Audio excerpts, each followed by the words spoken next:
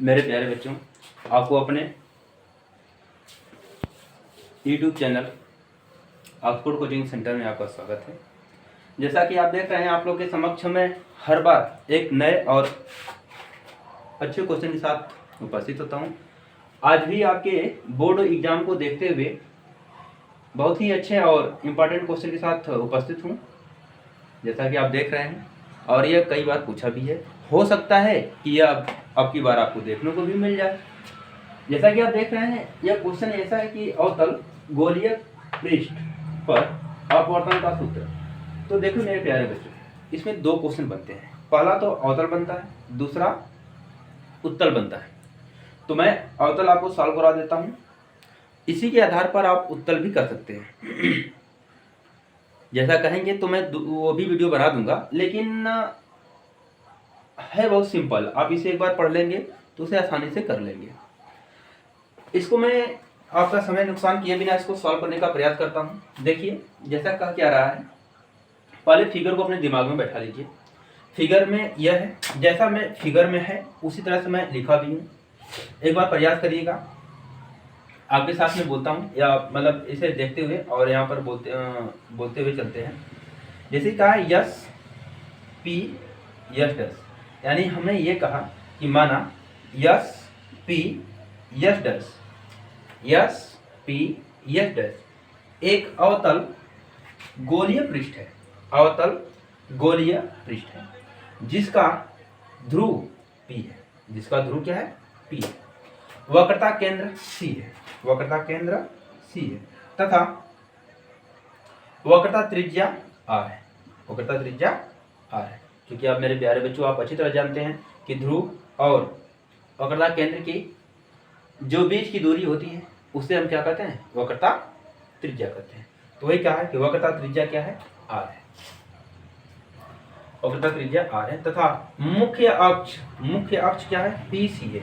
यह जो PC से जो ये लाइन जा रही है, इस लाइन को ही हम क्या कहते हैं? मुख्य अक्ष कहते हैं। तो यह मुख्य अक्ष है तथा पृष्ठ SP S डैश विरल माध्यम 1 तथा सघन माध्यम 2 को पृथक करता है। अच्छा, यहाँ पर एक चीज जो होता है, यह होता है सघन माध्यम। क्या होता है? सघन माध्यम। इसको हम क्या कहते हैं? सघन माध्यम 2।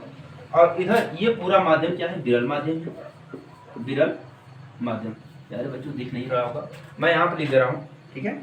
यहाँ पर लिख दे रहा हूँ, यह विरल माध्यम है। विरल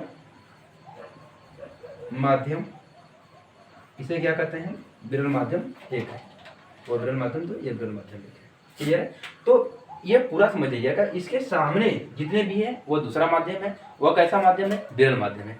और इसके इधर यानी ये जो राउंड में है, यह कैसा माध्यम है? सघन माध्यम है। क्लियर हो गया? बस। तो सघन माध्यम 2 को क्या कर रहा है? यह पृथक कर रहा है। और जिसका निरपेक्ष अपवर्तनांक, अच्छा, निरपेक्ष अपवर्तनांक क्या होता है ये भी समझ लीजिए कि वायु के सापेक्ष किसी भी माध्यम का अपवर्तनांक क्या होता है? उसका निरपेक्ष अपवर्तनांक होता है। तो इसका जो निरपेक्ष अपवर्तनांक दिया है, क्या दिया है? इसका दिया है n2 और इसका क्या है? n1 है। इसका निरपेक्ष अपवर्तनांक n1, क्योंकि माध्यम 1 है तो निरपेक्ष अपवर्तनांक n1। यह माध्यम 2 है, इसका निरपेक्ष अपवर्तनांक n2 है। क्लियर हो गया? अब हम बात करते हैं, माना कोई वस्तु O, ये माना कोई वस्तु है, ठीक है? या माना मुख्य अक्ष पर कोई वस्तु बिंदु O पर स्थित है जिसका आभासी प्रतिबिंब बिंदु I पर बनता है। जिसका आभासी प्रतिबिंब बिंदु I पर बनता है। जैसा कि आप देख रहे हैं, यहाँ से प्रकाश किरण जाती है तो बिंदु A पर जाती है, और बिंदु A पर जाती है और जिस पर हम अभिलंब खींचते हैं, कहाँ से? C से, और ये होते हुए अभिलंब जाता है इधर। तो आप जानते हैं मेरे प्यारे बच्चों कि जब प्रकाश की किरण सघन माध्यम से विरल माध्यम में इंटर करती है, विरल माध्यम से सघन माध्यम में प्रवेश करती है, तो वह अभिलंब की तरफ झुक जाती है। तो इसको जाना तो चाहिए इस मार्ग में, लेकिन इस मार्ग में न जाकर यह अभिलंब की तरफ झुकती है और इधर हल्का सा इधर जाती है। तो जब इधर B की तरफ जाती है तो B को हम पीछे बढ़ाते हैं। जैसे B को पीछे बढ़ाते हैं तो यह मुख्य अक्ष को कहाँ पर काटती है? I पर, और यहीं पर वस्तु का प्रतिबिंब बन जाता है। तो मैंने यही लिखवाया है कि माना कोई वस्तु मुख्य अक्ष के बिंदु O पर स्थित है जिसका आभासी प्रतिबिंब बिंदु I पर बनता है। क्लियर हो गया? अब देखिए, जो OA है ओ ए, ये ओ है और ए है, तो ओ ए, आई ए तथा सी ए, ओ ए, आई ए तथा सी ए मुख्य अक्ष के साथ क्रमशः अल्फा बीटा गामा कोण बनाते हैं, अल्फा बीटा गामा कोण बनाते हैं। और आपतन कोण क्या है, ओ ए सी है। आप जानते हैं कि अभिलंब, इसको अभिलंब होता है, यह आपतित किरण होती है। इन दोनों के जो बीच में कोण बनता है, यह क्या होता है, आई होता है। ये कोण क्या होता है, आई। तो यहाँ से पूरा ये कोण क्या हो जाएगा, आई हो जाएगा। और अपवर्तन कोण जो होता है इधर, यह अभिलंब है, यह अपवर्तित किरण है। तो इनके जो बीच में कोण बनेगा वह कोण कैसा बनेगा, आर बनेगा। क्लियर हो गया। अब देखिए ये आर है, ये किरण देखो इधर आ रही है और ये इसको बढ़ा रहे हैं जो इधर जा रही है। तो इन दोनों के जो बीच में कोण बनता है, इन दोनों के जो बीच में, यानी ये कोण क्या हो जाएगा, शीर्षाभिमुख कोण। और शीर्षाभिमुख कोण आपस में क्या होते हैं, बराबर, इसलिए क्या हो जाएगा, आर हो जाएगा। क्लियर हो गया। अब देखिए वही मैं लिखा हूँ एन ए बी, ये कोण कौन से होगा, ये अपवर्तन कोण होगा जिसे हम आर कहते हैं। क्लियर हो गया। अब मेरे प्यारे बच्चों ध्यान से देखेंगे, अब यहीं से थोड़ा सा दिमाग लगाने का काम होता है। जैसे कि अब तक तो हमने बस पूरा टोटली में क्या किया, जो मैंने किया था वो मैंने लिख दिया है, और जो दिख रहा था वो भी लिख दिया, जो माना था वो भी लिख दिया। लेकिन अब हमें क्या करना है, इसको सॉल्व करना है। और सॉल्व करते समय हमें बहुत बेहतरीन तरह से ध्यान से देखना होगा। इसको कहो तो एक बार मैं फिर से रिवाइज कर दूँ, या फिर देखो एक बार मैं फिर से इसको रिपीट कर देता हूँ कि माना एस पी एस डैश एक अवतल गोलीय पृष्ठ है जिसका ध्रुव P है, वक्रता केंद्र C है तथा वक्रता त्रिज्या R है। मुख्य अक्ष PC के मुख्य अक्ष PC है। पृष्ठ एस पी एस डैश विरल माध्यम तथा सघन माध्यम में क्या करता है, सघन माध्यम को अलग अलग पृथक करता है, यानी पृथक करता है, जिसका निरपेक्ष अपवर्तनांक n1 तथा n2 है। ठीक है। माना कोई वस्तु मुख्य अक्ष के बिंदु O पर स्थित है, जिसका आभासी प्रतिबिंब I डैश मुख्य अक्ष के बिंदु I डैश पर या I पर बनता है। क्लियर हो गया। अब हम बात करते हैं कि माना O A I A और C A क्रमशः मुख्य अक्ष के साथ अल्फा बीटा गामा कोण बना रहे हैं। तो आपतन कोण क्या है, I, अपवर्तन कोण क्या है, R। तो ये भी क्या हो जाएगा, ये भी आपका हो जाएगा R। क्लियर हो गया। अब हम थोड़ा सा आगे चलते हैं, जिसको देखते हैं। देखिए ये क्या कह रहा है कि कोण OAC में, देखिए ये कोण है, यहाँ से हम इसको डार्क करते हैं, OAC में इस पूरे कोण में देखते हैं तो ये पूरा कोण क्या है, I है, और ये क्या है, अल्फा है, ये क्या है, बहिष्कोण है। तो मैंने वही लिखा है कि कोण AAC में गामा बहिष्कोण है। अतः गामा इक्वल टू, आप ये अच्छी तरह जानते हैं कि जो बहिष्कोण होता है वह त्रिभुज के अंतः दो कोणों के योगफल के बराबर होता है। तो बस गामा इक्वल टू क्या हो जाएगा, I प्लस R। और चूंकि हमें यहाँ से I निकालना है तो I का मान यहाँ से निकालेंगे तो R इधर जाएगा, तो R इक्वल टू कितना हो जाएगा, सॉरी I इक्वल टू हो जाएगा गामा माइनस अल्फा हो जाएगा। क्लियर हो गया। इसे समीकरण नंबर मैंने 1 कर दिया। अब हम आगे बात करते हैं त्रिभुज IAC में। देखिए यहाँ पर यह त्रिभुज I है, इसको मैं डार्क कर देता हूँ। ये त्रिभुज क्या है, I है, ये त्रिभुज I है। और इस त्रिभुज में बात करते हैं, ये बीटा है, ये क्या है, R है, और ये क्या है, गामा है। तो हम निकाल सकते हैं, ठीक है। त्रिभुज IAC में गामा बहिष्कोण है और यह गामा बहिष्कोण है, अतः निकाल सकते हैं gamma equal to beta plus R। और जैसे ही हम R का मान निकालेंगे तो ये हो जाएगा gamma minus beta equal to समीकरण नंबर 2। ठीक है। अब हम बात करते हैं स्नेल के नियम से। स्नेल का जो नियम है क्या कहता है, ध्यान से सुनेंगे। स्नेल का नियम ये कहता है कि साइन n इक्वल टू, आप तो अच्छी तरह जानते हैं स्नेल का नियम, ठीक है। यहाँ पर हल्का देख लें, n इक्वल टू क्या होता है, साइन आई अपान क्या होता है, साइन R। लेकिन आपको ये भी पता होना चाहिए जो n होता है वह n इक्वल टू क्या होता है, n equal to n2 upon n1 होता है, n2 अपान n1।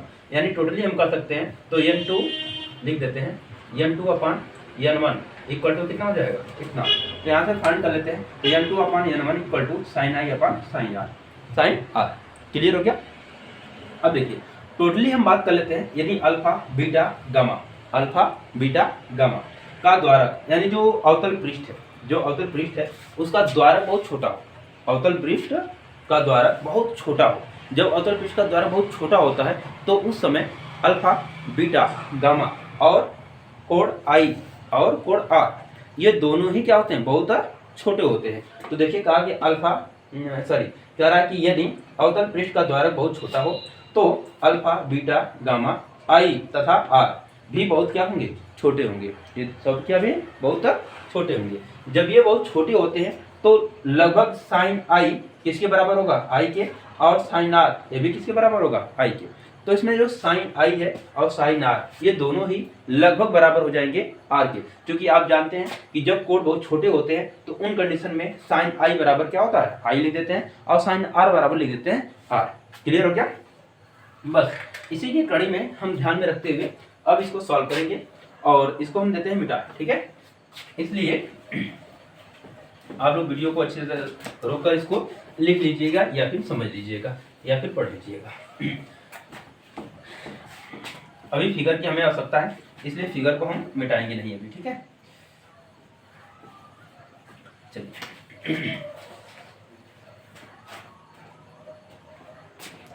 देखिए ये क्या कर रहा है, हम टोटली बात करते हैं यहाँ से। तो इसमें तो हमने लिख दिया है sine I equal to sine R और साइन इतना इक्वल टू, तो हम इसे समीकरण नंबर क्या मान लेते हैं, 3। इसे समीकरण नंबर मान लें 3। लिखेंगे समीकरण 3 से लिखेंगे, अतः समीकरण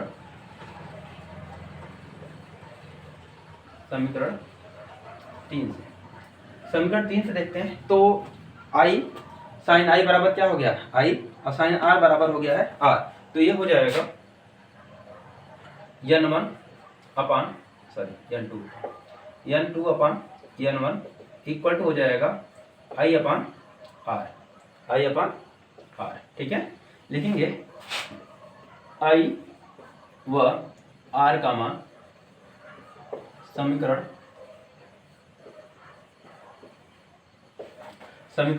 1 व 2 से रखने पर, 1 व 2 से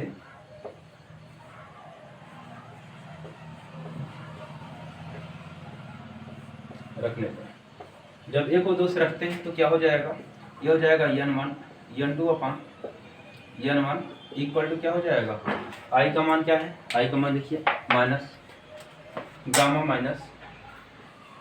माइनस अल्फा, और I1 का मान क्या है, सॉरी आर का मान क्या है, गामा माइनस बीटा।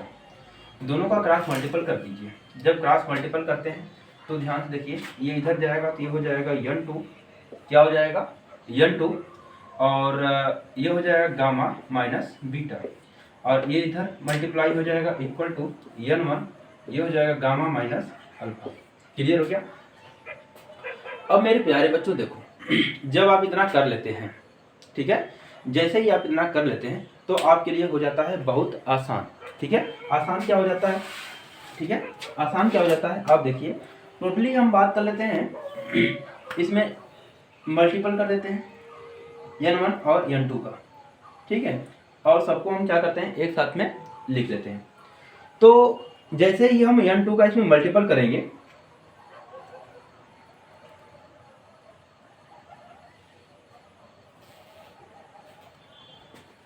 जैसे इसमें आप n2 का मल्टीपल करेंगे इसमें और इसमें n1 का करेंगे तो ये हो जाएगा n2 gamma minus n2 beta equal to हो जाएगा, इसमें करेंगे तो ये हो जाएगा n1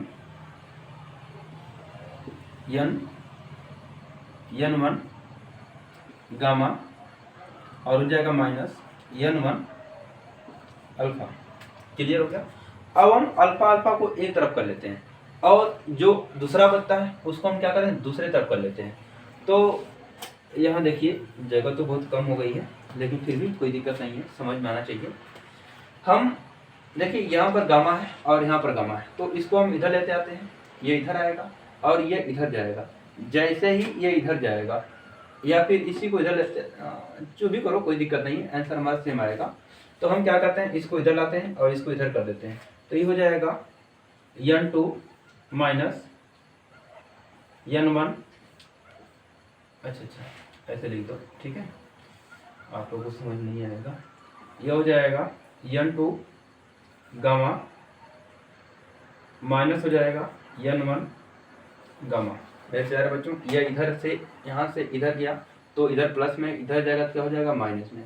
लेकिन अब ये इधर जाएगा तो इधर ऑलरेडी पहले से ही माइनस है, तो ये हो जाएगा माइनस n2 सॉरी n1 है, n1 अल्फा, और ये इधर आ रहा है तो जाएगा प्लस n2 क्या हो जाएगा बीटा। क्लियर हो गया।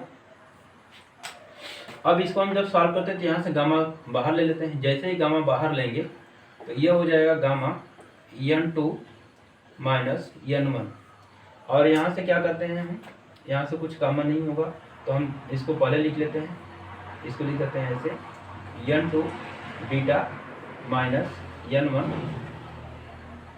अल्फा। समीकरण नंबर हम इसे क्या मान लें, समीकरण नंबर आपका क्या हुआ था 3 हुआ था, इसे मान लेते हैं हम समीकरण नंबर 4। समझ में आ गया, इसे क्या मान लिया जाए समीकरण नंबर 4। क्लियर है। अब देखिए जैसे ही समीकरण नंबर 3 और समीकरण नंबर 4 आ जाता है तो अब हम अल्फा बीटा गामा का मान निकालते हैं, और अल्फा बीटा गामा का मान निकाल कर यहाँ पर पुट कर देंगे, बस हमारा आंसर आ जाएगा। क्लियर है। तो अल्फा बीटा गामा का मान निकालिए। तो अब हम यहीं से यहाँ पर आते हैं, पूरे चीज़ों को बात करते हैं। क्योंकि मैंने पहले ही बताया कि अल्फा बीटा गामा बहुत छोटा है, जो कि यहाँ पर देखिए लिखा भी है अल्फा बीटा गामा बहुत ही छोटे हैं, ठीक है। क्योंकि दर्पण मतलब बहुत छोटे होंगे, जब बहुत छोटे होंगे तो हम टोटली में बात करते हैं तो बहुत ऐसे चीज़ें क्या होगी, बहुत सिंपल हो जाएगी। मतलब देखिए ये द्वारक बहुत छोटा है तो अल्फा बीटा गामा बहुत छोटे होंगे, और जब बहुत छोटे होंगे तो 10 अल्फा या 10 गामा या 10 बीटा सबका मान लगभग बीटा के बराबर हो जाएगा। तो बस यहीं से हमें क्या करना है, सॉल्व करना है, और यहाँ से इसकी वैल्यू पुट कर देंगे। ठीक है, तो इधर हम मिटा देते हैं क्योंकि इधर हमारा काम है नहीं, थोड़ा सा जगह भी हमारे पास है कम, क्योंकि फिगर ज़्यादा एडजस्ट कर लिया है। चलिए ठीक है, देखते हैं, इसको मिटा देते हैं और यहाँ से मिटा देंगे तो हमारा ज़्यादा फायदा हो जाएगा। देखिए ये चीज़ें हो गई, तो अब हम इसकी बात यहाँ से लिख देते हैं ऐसे। ठीक है, चलो अब यहाँ से हो गया तो फिर लिखेंगे त्रिभुज, जो त्रिभुज है हमारा। ठीक है, त्रिभुज देखिए हम इसकी बात करते हैं, ये बड़े वाले त्रिभुज की बात करेंगे, इसकी यहाँ से ये और इसमें, तो ये देखिए ये एच है, ये इसकी हाइट है, ये एच है, और यहाँ से यहाँ तक की जो अच्छा चूँकि ये देखिए लेकिन आप नहीं पड़ेगा। ठीक है, चूँकि दर्पण का द्वारक यानी दर्पण नहीं क्या है, अवतल, अवतल अवतल पृष्ठ का द्वारक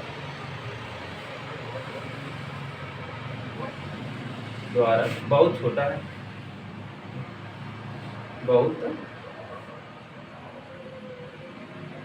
बहुत छोटा है। क्या है, बहुत छोटा है।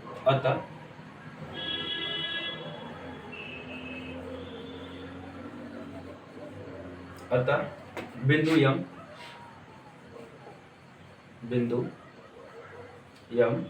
पी के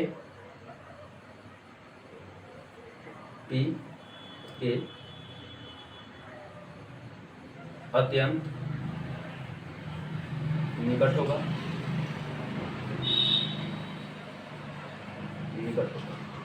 ठीक है। जब निकट होगा, ये दर्पण का द्वारक बहुत छोटा है, ये चीजें बहुत इधर आ जाएंगी और यहाँ से लन डालेंगे तो लगभग क्या हो जाएगा, पी पर ही जाएगा। ये बिंदु हम मान लेते हैं लगभग पी पर ही होगा। तो बस ऐसे ही कंडीशनों में अब हम निकालेंगे। अतः त्रिभुज क्या हो जाएगा, ओ ए यम में, यानी ओ ए यम में या ओ ए पी में। ठीक है, क्योंकि देखिए अब यह दर्पण द्वारक तो चाहे पी कहो, पी बेटर रहेगा, ज़्यादा समझ में आएगा। तो लिखेंगे अतः, ठीक है, त्रिभुज ओ ए पी में, ओ ए पी में हम देखते हैं तो मेरे प्यारे बच्चों यहाँ से पूरी दूरी, यहाँ से जैसे मैं लिख चुका हूँ कि यहाँ से वस्तु की दूरी है, और वस्तु की दूरी क्या होती है, यू होती है, लेकिन माइनस यू होती है, क्योंकि इधर नापी गई दूरी क्या होती है, माइनस होती है। और यहाँ से यह आई है और आई की दूरी क्या होती है, v होती है। यानी ध्रुव से वस्तु प्रतिबिंब की दूरी क्या होती है, v। इसे हम माइनस भी रखते हैं। और यहाँ से क्या है, ये r है, तो ये माइनस r हो जाएगा। तो बस आप करेंगे क्या कि त्रिभुज ओ ए पी में, यहाँ से पी में फाइंड करते हैं तो यह लंब हो जाएगा और ये क्या हो जाएगा, यह थीटा हो जाएगा। यानी लिख सकते हैं टेन अल्फा, और tan alpha is equal to क्या हो जाएगा, tan alpha is equal to हो जाता है, आपको पता है कि लंब बटा क्या होता है, कर्ण। तो लंब बटा कर्ण, यहाँ पर लंब कितना, सॉरी लंब बटा आधार होता है। तो लंब कितना है, h है, और आधार कितना है, v है। तो ये हो जाएगा h अपान माइनस u होगा, ठीक है, h अपान माइनस। अच्छा एक मिनट दीजिए, जब यहाँ से यह बहुत छोटा है तो यह लगभग बराबर हो जाएगा अल्फा के, और अल्फा इज इक्वल टू क्या हो जाएगा, h अपान माइनस u हो जाएगा। क्लियर हो गया, समीकरण नंबर 5 हो जाएगा, ठीक है। तथा त्रिभुज इसमें देख लेंगे, ठीक है, आई ए पी में यहाँ से फाइंड करते हैं तो टेन क्या है, इसमें बीटा है। तो tan beta is equal to क्या हो जाएगा, बीटा, और इक्वल टू हो जाएगा h अपान क्या हो जाएगा, माइनस v। क्लियर है, ये हो जाएगा 6।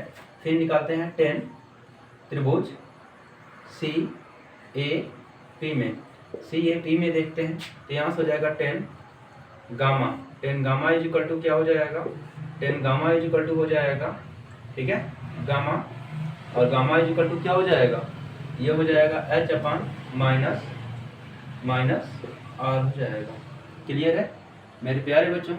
अब यही सभी, ये समीकरण नंबर क्या हो जाएगा, 7। अब समीकरण नंबर 5, 6, 7 से अल्फा बीटा गामा का मान समीकरण नंबर हम 4 में पुट करेंगे।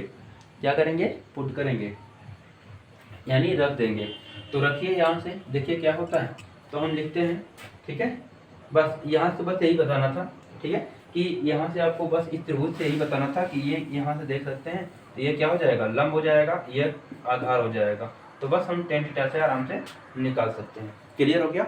अब हम इसको मिटा देते हैं, थोड़ा सा हमें जगह मिल जाएगी तो ज़्यादा ही बेटर रहेगा।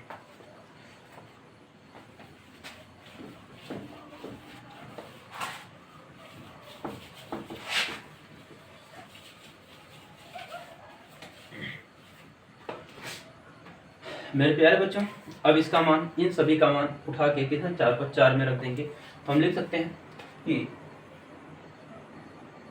अल्फा बीटा तथा गामा का मान समीकरण 4 में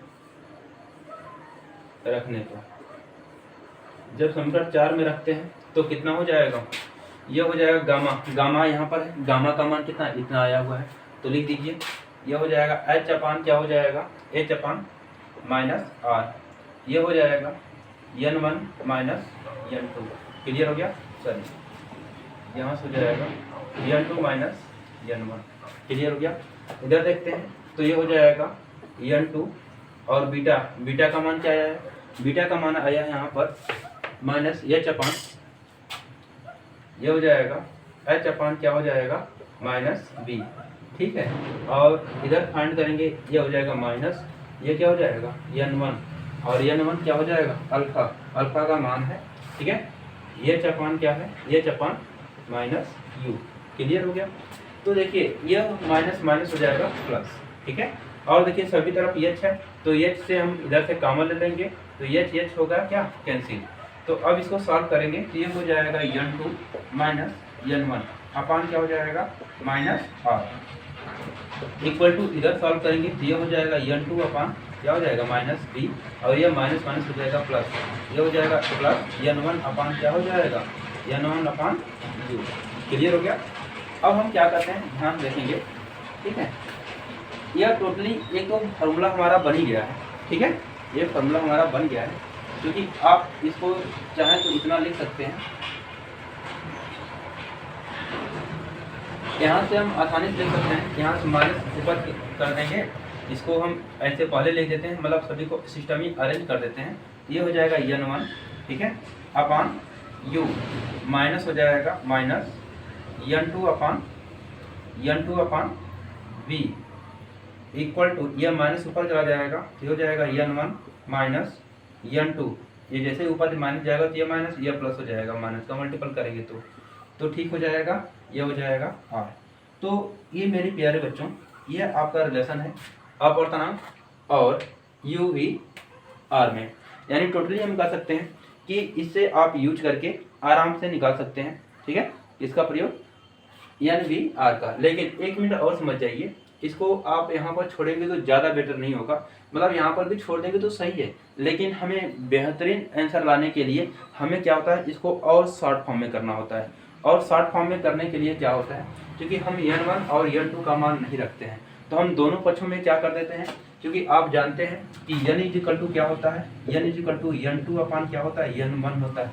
तो हम बस आप देखिए यहाँ पर यह n1 है, ठीक है, और यहाँ पर n2 है, तो हम दोनों पक्षों में यदि n1 से क्या करते हैं, भाग देते हैं, दोनों पक्षों में क्या करते हैं, n1 से भाग देते हैं। जैसे ही n1 से हम दोनों पक्षों में भाग दे देंगे तो हमारा आंसर क्या हो जाएगा, बहुत ही सिंपल हो जाएगा। क्या हो जाएगा, बहुत ही सिंपल हो जाएगा, ठीक है।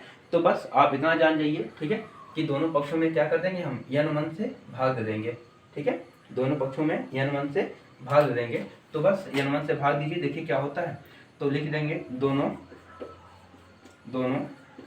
पक्षों में n1 से भाग देने पर, जब n1 से हम भाग देते हैं तो क्या हो जाएगा, यह हो जाएगा n1 अपान क्या हो जाएगा, n1 अपान, ऐसे लिख सकते हैं, n1 अपान क्या हो जाएगा, u, यह हो जाएगा, सही ना, हाँ सही है, यह हो जाएगा माइनस, यह हो जाएगा n1 अपान, सॉरी n2, ऐसे लिखें, n2 अपान n1 अपान क्या हो जाएगा, ये हो जाएगा v। क्लियर हो गया, इक्वल टू, इधर फाइंड कर लेंगे, ये हो जाएगा n1 अपान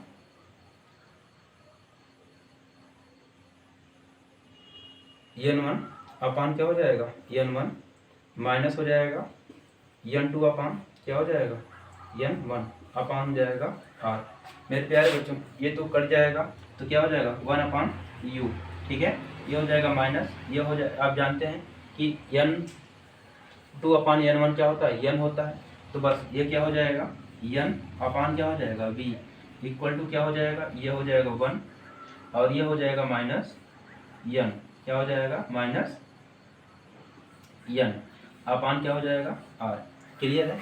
तो देखो मेरे प्यारे बच्चों, यदि आप यहाँ पर आंसर छोड़ देंगे तो भी सही है, या फिर कभी कहीं किसी बुक में यहाँ पर इसको पहले दिया है, तो आप क्या करिए, यहाँ से माइनस कॉमन ले लीजिए, माइनस कॉमन लेंगे, जैसे इसमें से माइनस कॉमन लेंगे तो ये हो जाएगा माइनस, या प्लस हो जाएगा, ये हो जाएगा माइनस कॉमन, तो ये हो जाएगा प्लस, और जो प्लस हुआ उसे हम क्या लिख देंगे, पहले लिख देंगे, और ये क्या है, माइनस हो जाएगा 1 अपान u। क्लियर हो गया। और इधर कितना, इधर भी माइनस कॉमन ले लेते हैं, जब इधर माइनस कॉमन लेंगे तो ये हो जाएगा माइनस बाहर, और जैसे माइनस बाहर लेंगे तो ये हो जाएगा क्या, प्लस हो जाएगा, और ये हो जाएगा माइनस अपान क्या हो जाएगा r। ये माइनस से माइनस कट जाएगा तो आंसर ये भी आ जाएगा, तो सही है।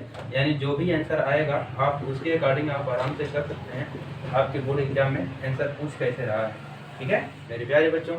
ये किस्म रिलेशन है, यह किसी अवतल पृष्ठ के कारण उसका अपवर्तनांक का सूत्र है, ठीक है। तो मेरे वीडियो को एक बार लाइक जरूर कर दीजिएगा यदि आप लोग के लिए यूजफुल है तो, क्योंकि मेरे प्यारे बच्चों मैं आपके साथ मेहनत करता हूं, तो आप भी इसके साथ साथ कुछ मुझे दीजिए, ठीक है। तो कम से कम मेरे वीडियो को एक बार लाइक जरूर से कर दीजिएगा। Okay bye.